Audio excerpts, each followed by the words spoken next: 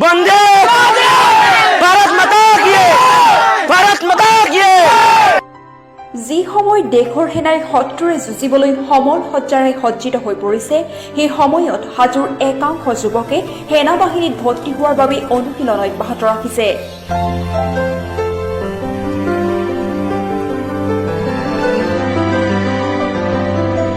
হাজোৰ বিভিন্ন অঞ্চলৰ ৩০ শতাধিক যুৱকে পুৱা গধূলি কঠোৰ অনুশীলন কৰি নিজকে সেনা বাহিনীত যোগ দিয়াৰ বাবে যোগ্য কৰি তুলিছে।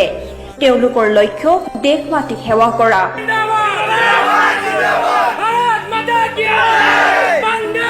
আমাৰ ইণ্টাৰভিউৰ বাবে ইণ্ডিয়ান আৰ্মি তাতে আমি ৩০০-৪০০ চলি ৰানিং কৰি আছো। ইয়াতে তেওঁলোকৰ লক্ষ্য দেশ মাতৃক সেৱা কৰা, শত্ৰুৰ পৰা দেশ মাতৃক ৰক্ষা কৰা। এই যুৱকসকলক উৎসাহিত কৰিবলৈ আগবাঢ়ি আহিছে বহুজন। এই সম্পৰ্কে হাজোৰ বিজেপি নেতা ৰাতুল শৰ্মাই এনেদৰে কয়।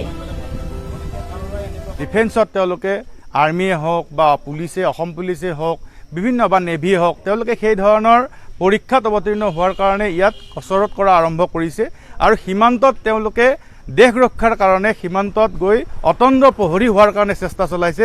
মই অত্যন্ত আনন্দিত হৈছোঁ আৰু এইসকল যুৱকক মই উৎসাহিত কৰাৰ কাৰণে আজি তেওঁলোকৰ সৈতে উপস্থিত আছোঁ আৰু মই আশা ৰাখিছোঁ, শুভেচ্ছা জ্ঞাপন কৰিছোঁ এইসকল যুৱকক যে এইসকল যুৱকৰ মাজৰ পৰা অনাগত সময়ত আমাৰ দেশ ৰক্ষাৰ কাৰণে ভাল ভাল পোষ্টত উচ্চ পদত তেওঁলোক অধিষ্ঠিত হোৱাৰ কাৰণে তেওঁলোক আগবাঢ়ি যাওক। তেওঁলোকৰ এই পদৰ সহযাত্ৰী হ'বৰ কাৰণে আমিও তেওঁলোকৰ লগত আছোঁ আৰু ভৱিষ্যতে তেওঁলোকক যি ধৰণৰ এই ক্ষেত্ৰত সহায় সহযোগিতাৰ প্ৰয়োজন হয় আমি আমাৰ তৰফৰ পৰা তেওঁলোকক আগবঢ়োৱাৰ কাৰণে বদ্ধপৰিকৰ।